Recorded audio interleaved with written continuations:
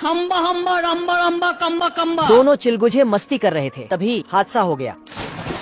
कालू ने मुन्ना को बचाया।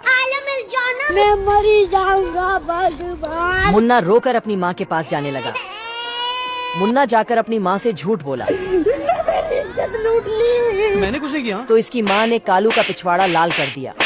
मारो, हमको जिंदा मत छोड़ो सालो। कालू ने रोकर अपनी माँ से पूरी बात बताई। मेरे साथ अन्याय हुआ है। तब उसकी माँ ने भी जाकर मुन्ना का भी गोदाम सुझा दिया। दोनों मुर्गियाँ लड़ने लगी। अरे कौन भौंक रहा है ये बदतमीज? तभी वहाँ मुन्ना का बाप जोगिंदर आ गया जोगिंदर खराब भाई जो। और लड़ाई सुलझाने लगा। वरना तेरी दादागिरी निकाल दूंगा मैं।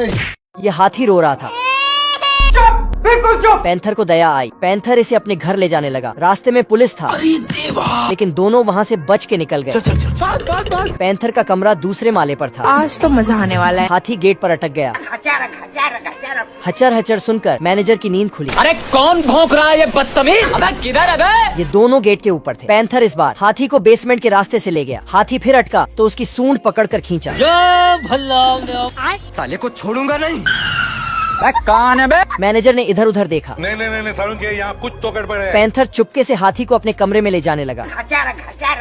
हाथी कमरे में पहुंचकर नहाने धोने लगा। बहुत मजा आ रहा है यहाँ पे। पानी मैनेजर के ऊपर टपका। मैनेजर ने पैंथर और हाथी को कमरे में सोते देखा। रुक, तेरे को बताते तेरी माँ। गुस्से में जाकर नीचे सो गया, लेकिन हाथी के वजन से छत टूट गया।